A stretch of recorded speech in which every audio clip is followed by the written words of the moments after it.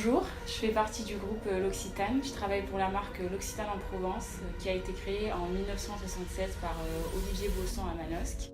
Le groupe contient un portefeuille de 3 marques et L'Occitane en Provence fut la première marque du groupe.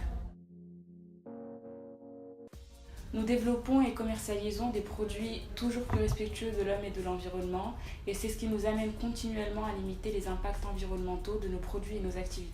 La marque L'Occitane s'est construite sur des fondations solides avec nos valeurs qui sont l'entrepreneuriat, l'esprit d'équipe et solidaire, le respect de l'homme et de la nature.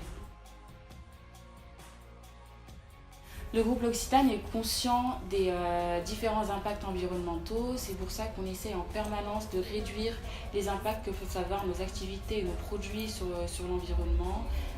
On essaye notamment de consommer le moins de ressources naturelles possible, de préserver la biodiversité et de recycler davantage. Et ça fait vraiment partie de nos priorités. Nous attachons une grande importance au recyclage afin de réduire au maximum nos déchets. Nos usines sont également engagées grâce à la certification ISO. Notre objectif est vraiment de poursuivre nos efforts pour augmenter la part des déchets recyclés et réduire la part des déchets à zéro d'ici 2020. Nous recyclons également dans nos boutiques grâce à notre partenariat avec TerraCycle. C'est dans le cadre d'un programme de recyclage de nos emballages vides. Ce partenariat vise à encourager le recyclage par nos consommateurs et depuis le lancement, près de 53 000 unités ont été collectées et recyclées.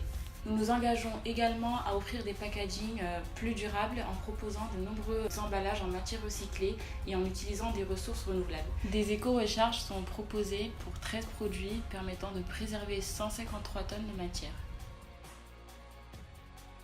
À l'issue de consultations internes et externes, nous avons pu identifier 17 enjeux qui nous ont permis de mettre en place notre stratégie de développement durable. Le premier point de notre stratégie est la protection de la santé et de la sécurité de nos consommateurs. Le second point est la protection de l'environnement, c'est-à-dire qu'on ne teste pas nos produits sur les animaux dans la phase de développement et de fabrication. Ça inclut aussi la protection de la biodiversité. Nous essayons de minimiser l'impact environnemental de la fabrication de nos produits, c'est-à-dire les impacts environnementaux négatifs. Et le troisième et dernier axe de cette stratégie est le respect de l'éthique, c'est-à-dire l'intégrité et l'achat de matières premières responsables. Notre enjeu pour cette année est vraiment d'ancrer durablement dans nos pratiques l'ensemble de nos démarches en faveur du respect de l'environnement, des achats responsables et de l'implication sociale.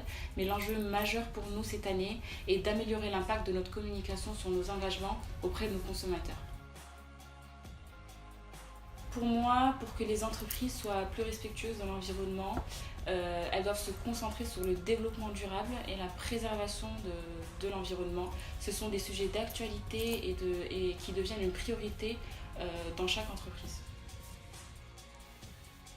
Actuellement, il est vrai qu'il y a encore beaucoup d'entreprises de cosmétiques et de textiles qui restent polluantes à cause de leurs usines, des ingrédients ou bien de la distribution.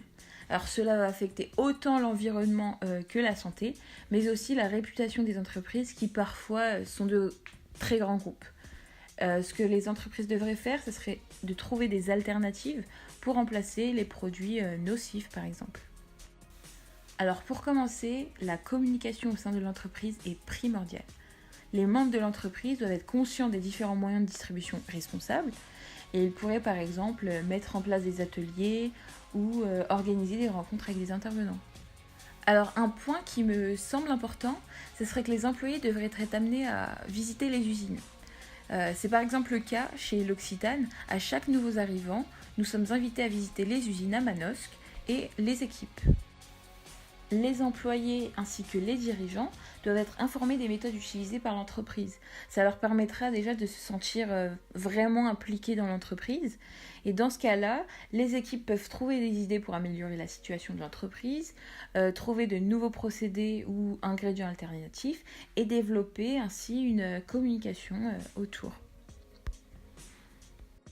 Ce qu'on essaie de faire, c'est d'avoir un regard extérieur lorsque nous mettons en place une stratégie. Et nous essayons de voir loin, c'est-à-dire pas seulement sur l'année en cours, mais sur plusieurs années. La société actuelle a changé et le management doit s'adapter en impliquant un maximum de salariés, bien sûr.